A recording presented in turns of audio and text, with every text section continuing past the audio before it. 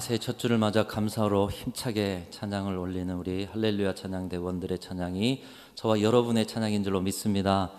복된 한 해 하나님이 시작하게 하셨는데 첫 주 예배를 통해 하나님이신 우리의 비전을 다시 한번 발견하고 여러분의 삶에도 복이 넘쳐나는 은혜가 있으시기를 축복합니다. 우리 옆에 분들 바라보시면서요, 새해 복 많이 받으세요, 한 해 복된 한 해 되세요 한번 인사하겠습니다.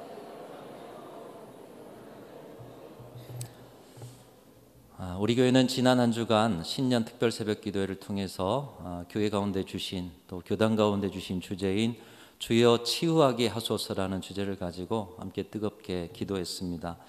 오늘날 우리가 살아가는 이 시대 참 복잡하고 또 속도가 정말 빠르고 또 무한 경쟁의 시대 속에 살아가다 보니 우리 인간이 소외가 되고 그 속에 많은 죄악의 문제가 나타나고 있습니다. 그런 시대 속에서 우리의 영혼과 정신과 육체는 시달리다가 여러 질병과 상처와 아픔의 고통을 겪고 있는 것이 우리의 현실입니다. 그러나 그런 아픔을 달래고 치유하고 회복시킬 수 있는 시간이 있기보다는 회복할 여유도 없이 달리고 또 달려가다가 오래도록 묵은 상처와 쓴뿌리를 안고 살아가는 것이 저와 여러분의 현실이요, 오늘의 시대의 많은 자리의 현실이고, 그 아픔의 고통 속에서 이 시대가 신음하고 있는 것을 우리는 흔히 주변에서 많이 발견하게 됩니다. 시대가 많이 이기적이 되었고요, 또 전쟁과 다툼의 소리가 끊이지 않고요, 자연 만물들은 신음하면서 코로나뿐만 아니라 가까이에 있는 우리 일본에서는 지금 계속 지진이 일어나면서 여러 자연재해로 시대의 아픔과 상처에 탄식의 소리를 내고 있습니다. 우리 하나님께서 이런 시대를 바라보시면서 생각하시는 것은 이 시대의 아픔을 그대로 두시는 것이 아니라 긍휼히 여기셔서 이 시대를 치유하고자 하시는 것이 하나님의 뜻인 줄로 믿습니다. 그래서 그 하나님의 뜻을 붙잡고 2024년 치유를 위한 치유의 사명을 우리가 받았다라는 그 무거운 책임감 아래서 세상을 치유하기 위해서는 먼저 치유받기를 소망하면서 뜨겁게 한 주간 기도했습니다. 2024년 한 해 여러분의 영혼과 여러분의 전인격과 여러분의 육체가 우리 하나님의 특별한 은혜로 모두 치유받으시고, 치유받은 기쁨과 자유와 감격 속에서 누군가를 치유하시는 그런 복된 한 해가 되시기를 주님의 이름으로 축원합니다. 우리가 이 하나님의 치유를 체험하고자 또 치유하는 사명을 감당함에 있어 하나님께서 왜 우리에게 이 치유라는 하나님의 특별한 은혜를 주시는가, 분명한 치유의 목적을 알고 한 해를 시작하기를 원합니다. 이 치유의 목적을 바로하는 것이 참 중요한데, 치유의 목적을 바로하지 않으면 하나님께서 베풀어 주신 이 치유가 그저 이 땅에서 잘 살기 위한 기복적인 수단으로 전락하기 때문인 것입니다. 하나님이 우리를 치유하시는 목적, 하나님이 이 세상을 치유코자 하시는 목적이 무엇입니까? 우리가 올해 주제 아래서 받은 성구가 있습니다. 출애굽기 15장 26절, 또 여러 말씀들이 있는데요, 이 출애굽기 15장 26절 오늘 본문에 속한 이 구절을 이미 함께 말씀을 통해서 나눴습니다. 홍해를 건넌 기적, 하나님의 놀라운 역사. 여러분의 인생의 앞에 홍해가 갈라진다면 정말 우리는 엄청난 체험을 평생토록 고백하게 될 것이에요. 이 놀라운 기적을 경험한 이스라엘 백성들이 하나님의 인도에 따라서 이제 광야길로 나아가는데, 하루가 지나고 이틀이 지나고 3일이 지나고 하나님이 우리를 또 어떤 길로 인도하실까 기대하면서 가는데, 가다 보니 물이 없습니다. 3일을 지나다가 물이 나왔는데 그 물이 못 먹을 쓴물이었습니다. 잔뜩 기대했던 마음이 실망하게 되어서인지 이스라엘 백성들이 원망을 늘어놓기 시작합니다. 하나님께서는 이스라엘 백성들의 원망을 듣고서는 그것을 책망하거나 어떤 다른 일을 하시기보다는 그들의 원망을 통해서 그들 내면 안에 있는 상처를 끄집어 올려 그들의 내면에 상처받은 모습을 직면하게 하셨던 것입니다. 그리고 그것을 보고 치유하기를 원하셨습니다. 하나님은 하나님이 하실 치유의 모델을 쓴물을 단물로 바꾸시는 역사를 통해서 보여주시는데, 너희의 심령 깊은 곳에 남아있는 그 모든 상처와 쓴뿌리, 그 쓰디쓴 자리를 다디단 자리로 바꿔주겠다 하시는, 그렇게 말씀하시는 것처럼 이 쓴물을 단물로 바꾸는 역사를 보여주십니다. 광야에 알지도 못하는 한 나무를 취하게 하셔서 쓴물에 던졌더니, 그 말씀에 순종했더니 쓴물이 단물로 바뀌어진 것이에요. 우리 인생 가운데서도 쓴물이 단물되는 치유를 경험하기 위해서는 아무것도 아닌 한 나무, 하나님께서 말씀하시는 그 한 나무, 그 나무를 믿음으로 던지는 순종을 통해서 쓴물이 단물되는 것처럼 하나님의 말씀에 순종하며 살 때 치유가 일어난다는 것을 보여주고 있는 것입니다.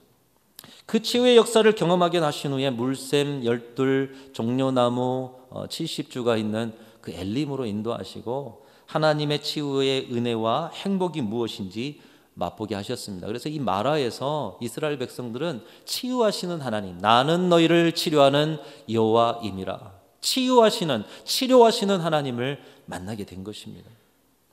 출애굽기 15장은 이렇게 은혜스럽게 마무리가 됩니다. 그리고 바로 이어지는 출애굽기 16장에는 그렇다면 더 은혜스러운 내용들이 나와야 되지 않겠습니까? 근데 말씀을 읽어보면 오늘 본문에서도 안타깝게 또다시 원망하는 이스라엘 백성들의 모습이 이어지고 있습니다. 은혜의 장소 엘림을 떠나서 신광야를 걷다가 다시 남아있는 원망의 쓴뿌리가 이 신광야에서 나타나게 된 것이죠. 왜 그랬을까 말씀을 보다 생각해 보면 이전의 마라에서는 목마름의 문제가 있었어요. 근데 이 신광야에서는 배고픔의 문제가 있습니다. 인생의 문제를 만나니 그 문제 속에서 우리의 쓴뿌리들이 올라오게 되는 거예요. 출애굽기 16장 3절에 그들은 이렇게 말합니다. 이스라엘 자손이 그들에게 이르되 우리가 애굽 땅에서 고기 가마 곁에 앉아있던 때와 떡을 배불리 먹던 때에 여호와의 손에 죽었더라면 좋았을 것을 너희가 이 광야로 우리를 인도해내어 이 온 회중이 줄여 죽게 하는도다. 지금 그들의 삶에 나타난 배고픔의 문제를 통해서 하나님이 인도하시는 그 인도하심을 애굽의 고깃가마보다도 못하다, 애굽에서 먹던 떡보다 못하다, 이 저급한 것으로 표현하고 있습니다.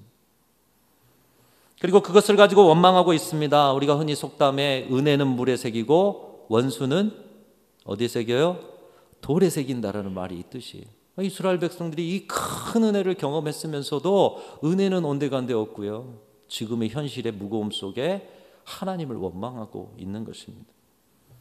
그럼에도 하나님께서는 또다시 그들에게 사랑과 긍휼을 베푸십니다. 배고픔에 눈먼 그들을 치유하십니다. 애굽의 고깃가마나 애굽의 그 떡으로 감히 비교할 수도 없는 하늘의 무한한 양식 만나를 그들에게 내려주신 줄로 믿습니다.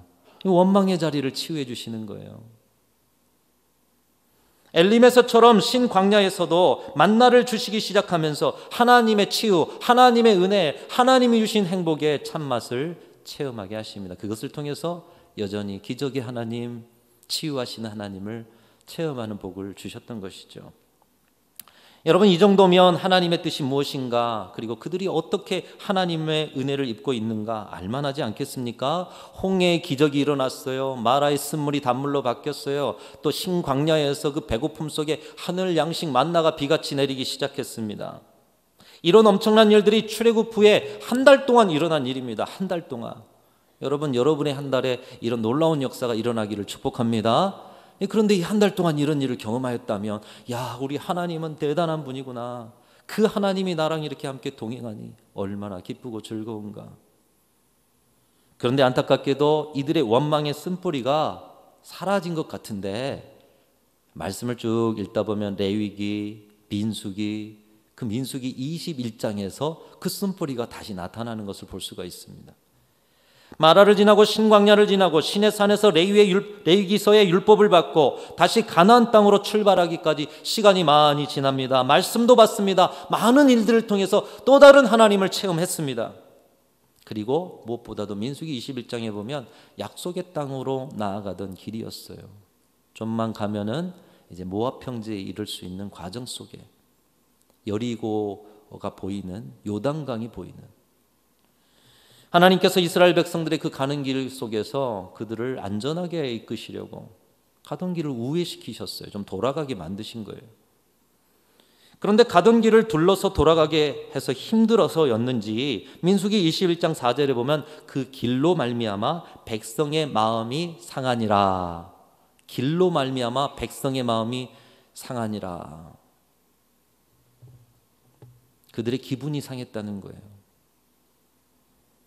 그리고 그 감정이 상한 그들은 즉각적으로 원망을 쏟아놓습니다. 민수기 21장 5절에 그들이 하는 소리, 우리 같이 한번 읽어보시면서 그들이 지금 하나님 앞에 드리는 원망이 합당한 원망인가?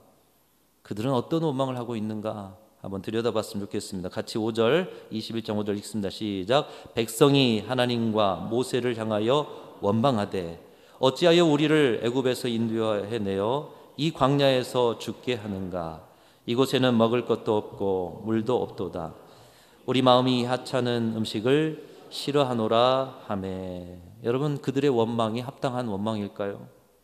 하나님이 그들을 어떻게 인도하시는지를 알고 기적의 하나님, 치유의 하나님, 그 하나님 체험했던 그들이 비록 힘들지라도 마라에서처럼 목마름을 갈증을 해결해 주실 것이요 신광야 이곳에서 신광야에서처럼 배고픔을 해결해 주실 것이요 신의 산에서처럼 그들에게 너희는 내 소유다 말씀하실 것이요 자신들을 선하게 인도하실 것이라는 일말의 조그만 믿음이라도 가지고 주님을 바라봐야 되지 않았겠습니까? 그런데 가는 길을 우회해서 힘겨워지니 원망을 하는데 그 원망의 시점은 너무나도 놀랍습니다. 이곳에는 먹을 것도 없고 물도 없도다. 우리 마음이 이 하찮은 음식을 싫어하노라. 여러분, 먹을 것이 없었습니까? 아니요, 만나를 주셨어요. 매일 아침마다 만나를 내리게 하셨어요. 여러분, 그들의 원망한 시점이 어디까지 가 있느냐? 광야를 막 출발한 출애굽기가 아닌 가나안 땅으로 향하는 이 민수기에서 출애굽기 15장에 목마름을 해결해 주신 하나님, 그 하나님의 기적과 치유를 부정하고 있습니다. 출애굽기 16장에서 신광야에서 배고픔을 해결해 주신 하나님의 기적과 치유를 부정하면서 원망하고 있습니다. 여러분, 다시 말하면 그들은 하나님께서 처음부터 지금까지 베풀어 주신 모든 것들에 감사하지 않고 감격하지 않고 하나님의 기적과 치유에 그 기쁨의 감사를 올려드리지 못했다라는 얘기가 되는 것이에요. 이곳에는 먹을 것도 없고 물도 없도다. 목마름의 문제가 여전히 있고 배고픔의 문제가 여전히 있다. 언제부터 그들의 마음이 감사가 없었느냐? 처음부터라는 거예요. 처음부터. 지금 출애굽기 15장 오늘 본문이 처음 아닙니까? 홍해 건너서 이제 처음 가는 길 아니에요. 근데 목마름의 문제 해결해 주셨어요. 배고픔의 문제 해결해 주셨어요. 근데 민수기에서 지금도 목마르고 지금도 배고프대요. 하나님을 바라보지 못합니다. 그들은 처음부터 지금까지 다 하나님이 주신 것에 대해서 감사하지 못하고 원망거리로 생각하고 있는 것이죠.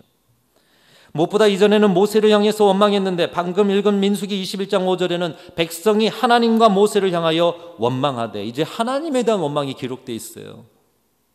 그들의 원망이 얼마만큼 도를 넘었는지. 더불어 이렇게 말합니다. 이곳에는 먹을 것도 없고 물도 없도다. 우리 마음이 이 하찮은 음식을 싫어하도다. 여러분, 만나가 어떤 음식입니까? 아침마다 기적이 일어나는 거예요. 근데 그 기적의 음식을 하찮은 음식, 싫어한다, 이렇게 표현하고 있어요. 이 하찮다는 단어 속에서 그들의 영적 상태를 봅니다. 그들은 하나님의 사랑과 긍휼을 하찮게 여겼고 하나님의 기적과 치유를 하찮게 여겼고 그 모습이 하나님을 어떻게 대하는지 하나님마저도 그들은 귀하신 분으로 인정하지 않고 있다라는 거예요. 그럼에도 긍휼이 풍성하신 하나님께서는 그들을 치유하기 원하십니다.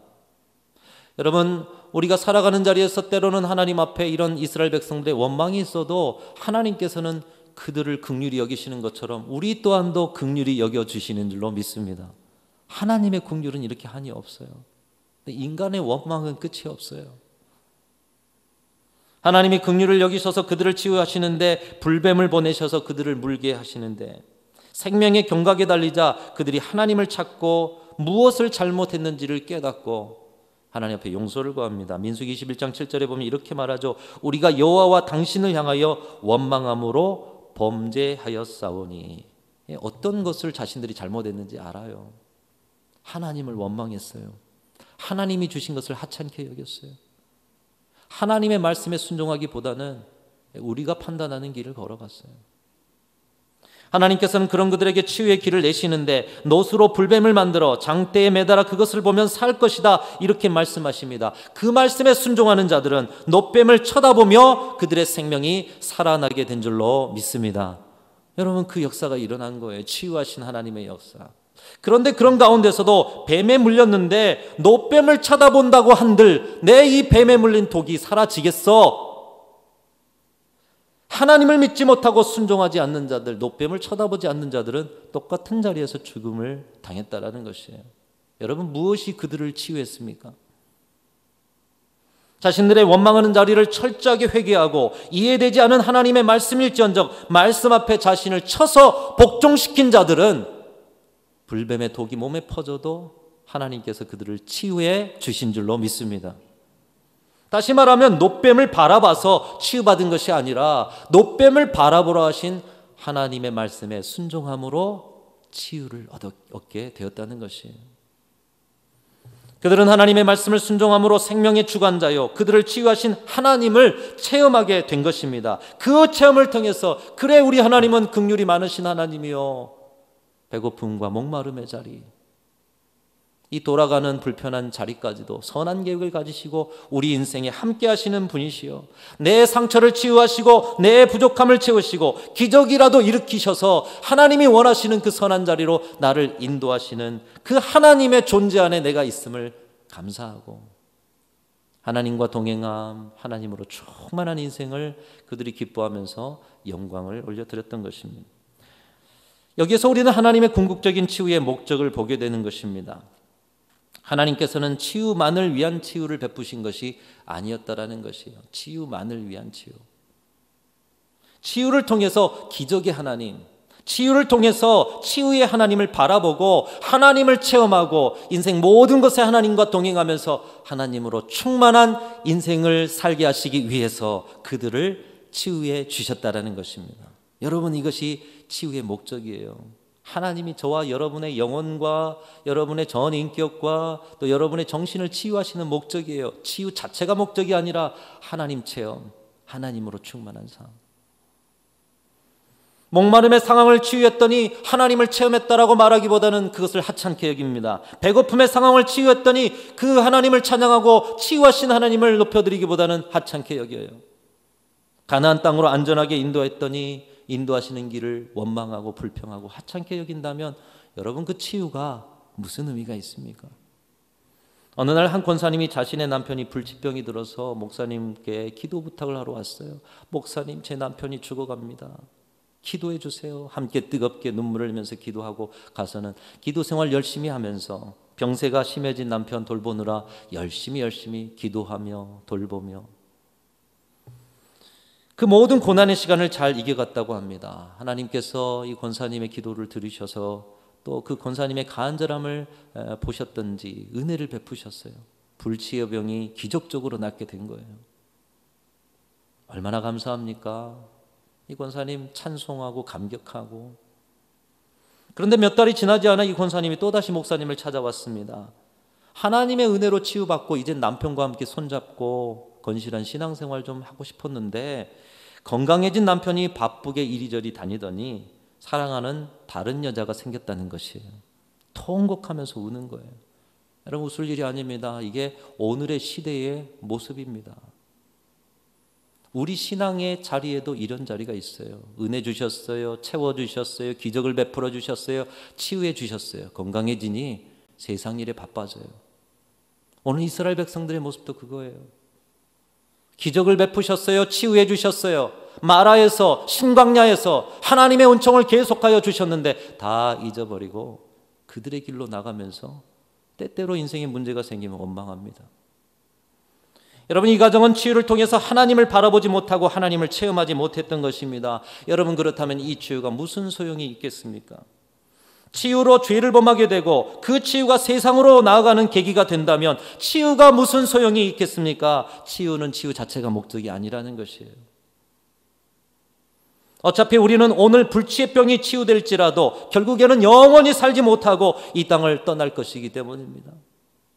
히스기야 왕이 죽을 병에 걸렸다가 15년을 연장받습니다. 면벽기도라고 하죠. 나를 좀 살려주십시오. 왕으로서의 모든 일을 다 끊고 사람을 끊고 벽을 바라보면서 기도하면서 간절히 매달려 하나님이 그의 기도를 들으셨어요.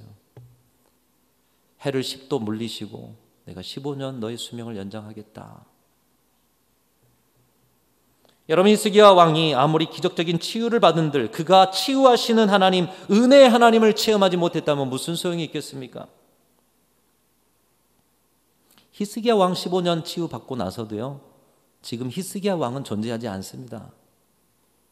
그러나 히스기야가 이 15년 연장받으면서 하나님을 체험합니다. 하나님을 높여드려요. 남은 생에 하나님과 함께 동행하는 삶을 살아갔기에 히스기야의 기도가, 그가 때로는 부족하고 실수도 했지만 히스기야의 기도가 오늘까지 우리에게 나눠지게 되는 거예요. 귀감이 되는 기도가 되고 있는 것입니다. 이런 치유의 은혜는 예수님의 치유를 통해서도 볼 수가 있습니다. 우리가 특별 새벽 기도회를 통해서 삭개오에게 주신 그 치유의 은혜, 여러분, 삭개오는 여러 지위와 재물을 통해서도 이미 인생을 성공한 사람이었어요. 요즘 같으면 뭐 사람들의 무시와 손가락질이 뭐가 문제야, 돈 많이 벌면 되지. 요즘은 삭개오 같은 사람을 진짜 성공한 사람으로 볼 것 같아요. 당시에도 지위와 재물로 성공한 사람, 그런데 그 내면 안에 키 작은 사람의 열등감이 있었어요. 민족의 배반자라고, 민족의 세금을 폭리로 취해서 자기의 배를 불리는 민족의 배반자라고, 사람들의 손가락질 속에서 상처가 됩니다. 생채기가 납니다. 여러 일들 가운데 인생의 상처가 골마가요.